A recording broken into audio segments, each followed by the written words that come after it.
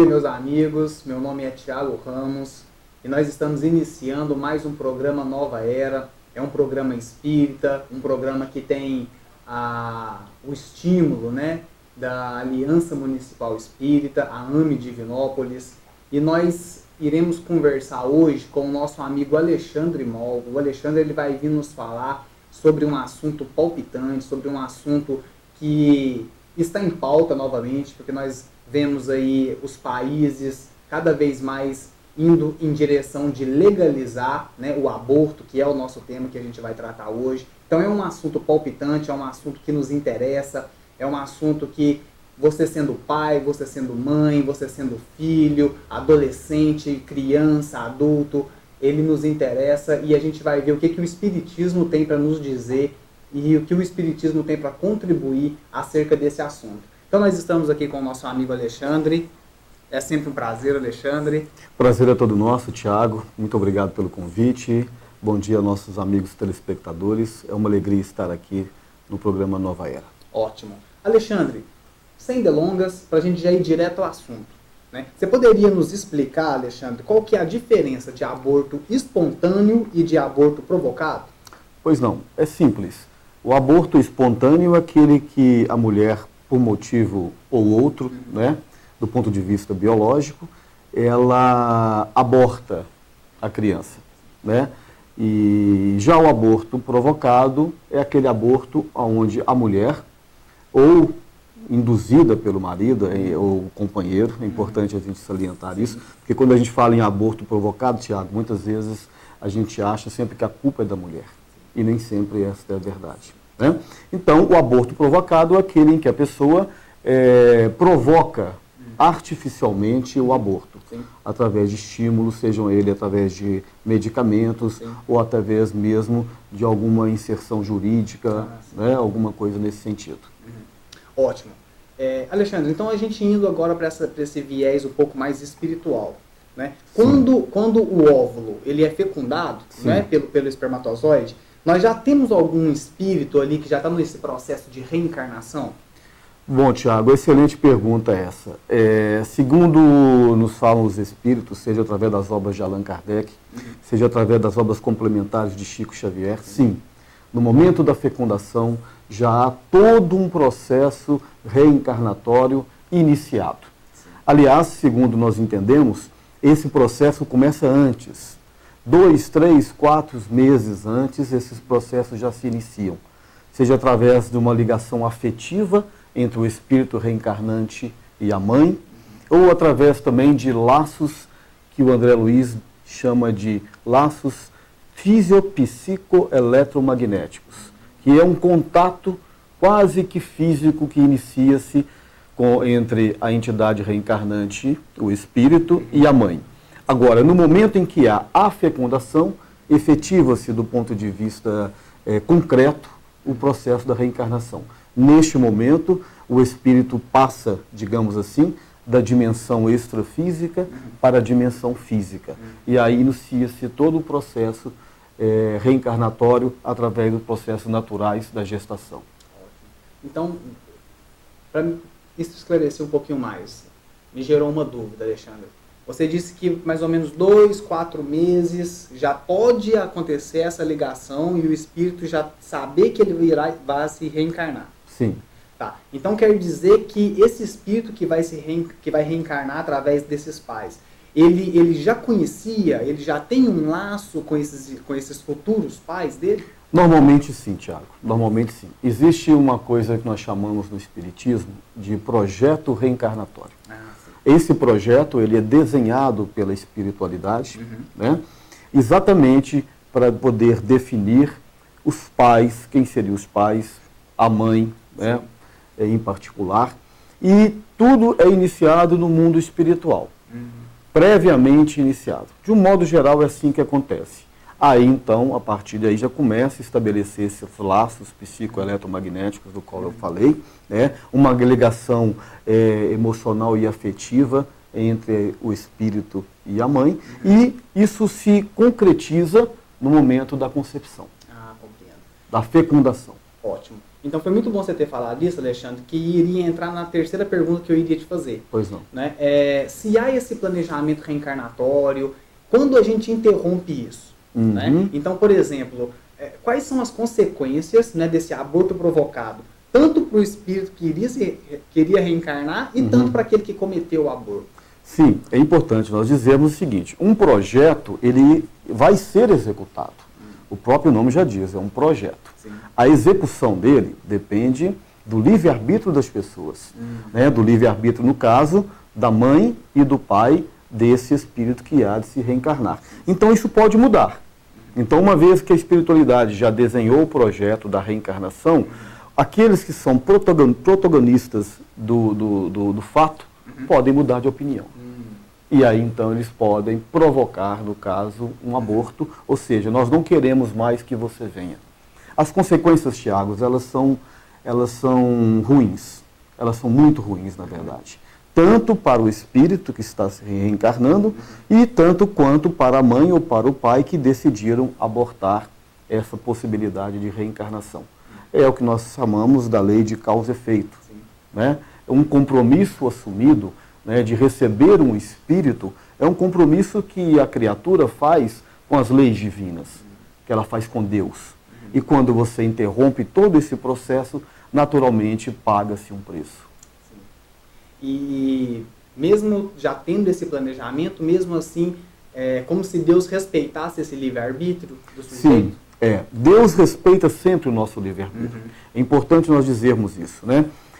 As leis divinas, elas agem em todo o universo. Né? Deus é um Pai amoroso, misericordioso, mas Ele não passa a mãozinha nas nossas cabeças, não. Né? Ele quer que nós aprendamos através das nossas próprias atitudes. E muitas vezes essas atitudes são incorretas. Mas é assim que a criatura vai aprender, através do exercício do seu livre-arbítrio, seja agindo de maneiras certas e de maneiras erradas. Então Deus respeita o livre-arbítrio das pessoas, né, para que elas evoluam, como eu já disse, através das suas experiências. Ótimo, ótimo. Alexandre, nos esclareça uma questão. Existe algum tipo de aborto que seja legítimo para o espírito? Porque, por exemplo, né, nós sabemos várias condições médicas, às vezes o aborto ele pode ser necessário, não sei. Né? Então, na questão do espiritismo, como que o espiritismo vê isso? Existe algum tipo de aborto que é legítimo e que não gere essa consequência para o espírito? Existe sim, Tiago. Allan Kardec aborda essa questão no Livro dos Espíritos, né? Quando ele, mantendo um debate com a espiritualidade, ele faz exatamente essa colocação que você fez, que você colocou. E eles dizem que, no caso entre a saúde da mãe e a saúde do bebê, deva-se optar pela saúde da mãe. Por quê? Porque já é um espírito que está reencarnado, né, com as suas faculdades plenas, com a sua vida plena, e a criança, ela ainda está dentro de um processo que você não sabe se ele vai continuar. Né? Então, nesse caso, se o médico chegar e disser, olha, corre-se o risco da mãe morrer, aí, segundo a ideia do espiritismo, é que você deve sim optar pela vida da mãe e abortar a reencarnação da criança. Neste caso, o espiritismo vê com muita tranquilidade. Ótimo. Então, por exemplo, em casos, nós tivemos um debate muito grande atualmente, que é a questão da microcefalia. Sim, sim. Né? Nós temos aí o caso da anencefalia, que, por exemplo, no Brasil, juridicamente, se for detectado durante a gravidez que a criança é anencéfala, a mãe tem esse direito de abortar. Né? Então, ou seja, é legítimo do ponto de vista legal, né? Do ponto de vista legal das nossas leis. Sim. Então, e mesmo nesse caso, Alexandre, que quando a gente fala anencefalia, a gente tem que diferenciar, porque esse termo anencefalia ele é muitas vezes utilizado de forma errônea. Porque a gente fala que um bebê é anencéfalo, mas às vezes ele só tem uma microcefalia. Né? E ele nasce, ele consegue viver alguns dias, ou meses, ou até anos. Mas se ele tivesse realmente a anencefalia total, que é a ausência do encéfalo, ele é inviabilizado para a vida. Né? Então ele não teria vida, ele seria um natimorto, vamos dizer assim, ele nasceria morto. Né? Mas no caso então da microcefalia, Alexandre, se for detectado durante a gravidez, né? como você disse, é legítimo apenas no caso que leva risco para a mãe. Sim. E nesse caso da microcefalia, talvez aquele espírito que estivesse reencarnando, ele teria algum compromisso nessa área? A gente deixa a gravidez acontecer, né? Nós tivemos um caso símbolo, vamos dizer assim, no Brasil recentemente, né? Uma mocinha chamada Vitória de Cristo. Ela viveu até mais ou menos 2 anos e meio, né? Ela tinha uma microcefalia, mas que antes, durante a gravidez, os médicos falaram que era uma anencefalia. E ela viveu até 2 anos e meio. Sim, sim. Né? Então, ou seja, esse espírito tem um aprendizado para ele? Sim, claro, sempre tem, Tiago. Sempre tem um propósito. Numa reencarnação sempre tem um propósito. Seja para a mãe, para o pai, ou seja para a própria criança. Mesmo que ela nasce morta, nasce morto. Ah, mas o que se aproveita disso? Se aproveita a experiência da mãe. Uma mãe que talvez, hipoteticamente, num passado, ela não sabia receber e abortava crianças. Né? O espírito em questão, existe uma questão no espiritismo, Tiago, que chama-se choque anímico. O que é um choque anímico? Né? Muitas vezes, em determinadas circunstâncias, nós, os espíritos em evolução, cometemos vários erros. Um deles, por exemplo, é o suicídio. E no suicídio, há um prejuízo no nosso corpo espiritual. E esse prejuízo ele é marcado nesse perispírito durante muito tempo. Então, muitas vezes, num processo desse, vem um espírito fazer um choque anímico, ou seja, uma recomposição perispirítica. Então, que ele viva algumas horas, que ele viva 1 ano, que ele viva 2 anos, que seja um anencéfalo, enfim, há um propósito espiritual por trás. É lógico que a doutrina espírita respeita as leis humanas. Se a lei brasileira coloca dessa maneira, nós respeitamos. E se uma mulher assim o desejar, é legítimo.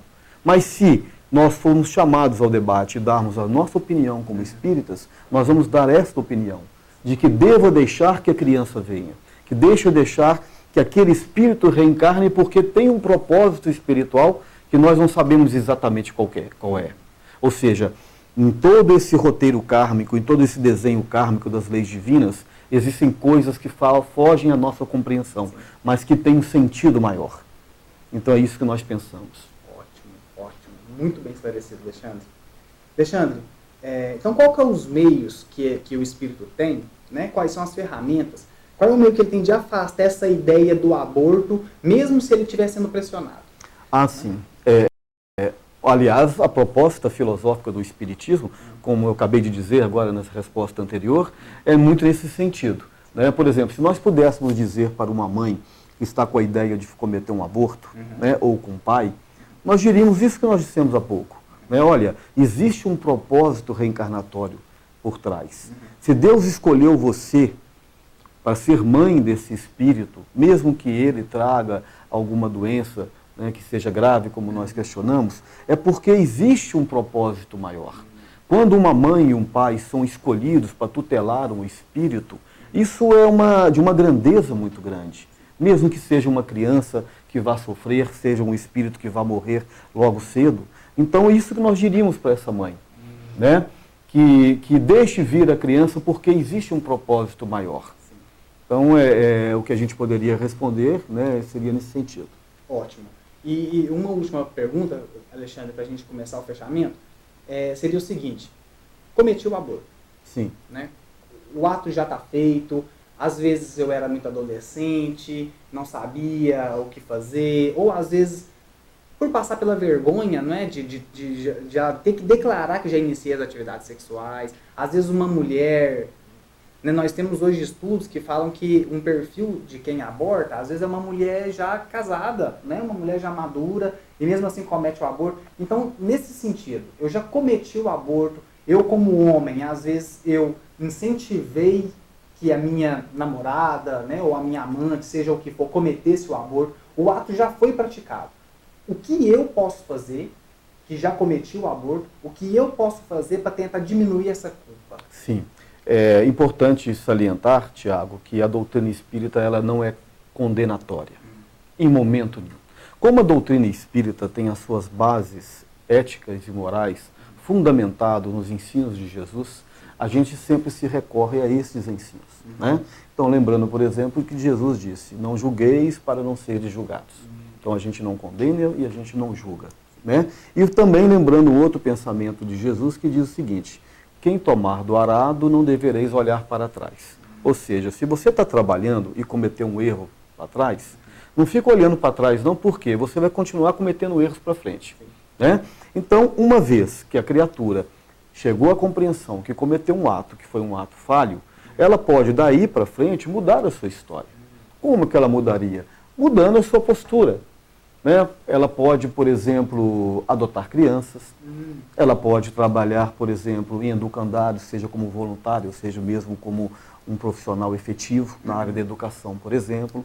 Né? Então existem várias maneiras que a pessoa que cometeu um aborto, né, e uma vez compreendendo esse erro e tentando restabelecer-se nesse sentido, ela tem várias possibilidades de mudar essa história, essa trajetória. Erros, Tiago, todos nós cometemos. Todos. Não existe um espírito encarnado que não comete erros. Faz parte da trajetória humana. Uma criança, quando vai aprender a andar, os seus primeiros passos, fatalmente ela vai cair. Sim. E fatalmente vai se machucar. Uma criança, quando entra na pré-escola, ela recebe normalmente a sua merendeira, sua pastinha, o seu caderno, um lápis e uma borracha. Quando ela já passou para o ensino médio, ela talvez não use mais o lápis ou a borracha, ela vai usar uma caneta, porque as possibilidades de erros vão diminuindo à medida que ela avança nos estudos. Assim também somos nós. À medida que avançamos na nossa trajetória de evolução, nós vamos diminuindo as nossas repetições de erros. Então, o erro ainda faz parte do nosso processo evolutivo. Mas uma vez compreendendo que nós não devemos repeti-los, né, nós devemos seguir a nossa trilha pautado nos fundamentos que Jesus nos orientou através da sua filosofia. Nossa, ótimo, Alexandre, ótimo. Você me fez lembrar de uma frase do Chico, que ele dizia o seguinte, né, é aquela frase clássica, né, que nós conhecemos muito bem no meio espírita, que ele fala que a gente evolui de duas formas, né? Sempre pela desidratação. Mas como que você quer desidratar? Chorando ou você quer desidratar suando, né, no trabalho? Exato. Então seria mais ou menos isso? Eu iria pedir para você complementar. Seria mais ou menos nesse sentido de tentar reparar pelo trabalho? Porque, por exemplo, nós temos um trabalho, né, tivemos um trabalho muito grande, principalmente do Chico Xavier. Hoje nós temos alguns outros espíritas, médiuns, que também seguem esse trabalho, que é de enviar cartas das mães, né, Alexandre? Na verdade, os filhos, que às vezes desencarnam e as mães ficam desesperadas, vão até esses médiuns e eles mandam as cartas. E invariavelmente, Alexandre,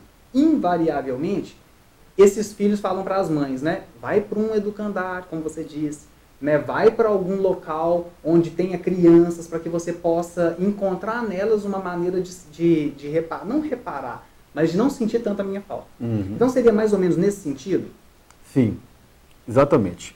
É muito comum, Tiago, as pessoas que abortaram receber de volta esses espíritos, inclusive indiretamente. Ótimo.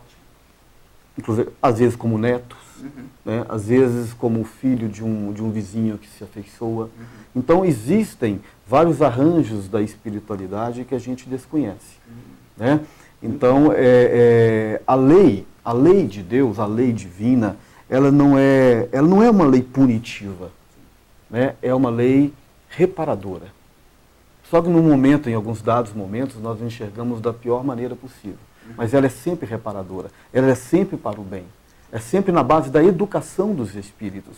Né? E muitas vezes, como eu disse, infelizmente, nós cometemos e repetimos esses erros. Mas sempre teremos infinitas oportunidades de repararmos.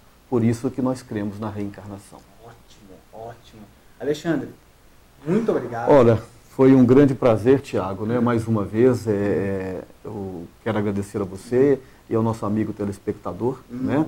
Pela oportunidade de levarmos juntos, né, a filosofia espírita até os nossos lares. Ótimo. Alexandre, nós agradecemos, as portas estarão sempre abertas. Eu acho que se o telespectador tiver aprendido como eu aprendi aqui hoje, né, foi de grande valia. Eu espero que tenha chegado até o seu lar com essa visão que o Alexandre veio nos passar, de uma visão que Deus quer nos educar, né? Deus não nos quer punir. Exato, né, não, Deus não é punitivo, Deus absolutamente. Não é punitivo. Isso, quando o Espírito acho que entende isso, né? A caminhada fica um pouco mais leve. Sem dúvida.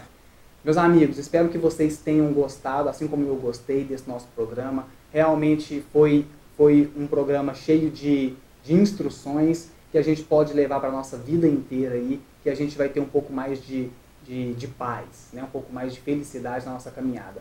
Nós agradecemos a presença de vocês, né? Passe para alguns amigos, sugira que veja também esse programa, que está aí invadindo a sua casa todos os sábados pela manhã e está trazendo um pouquinho dessa visão que o Espiritismo acha sobre esses temas palpitantes que nós estamos vivendo na nossa sociedade. Esse foi o programa Nova Era, nós agradecemos e até o próximo sábado, se Deus quiser.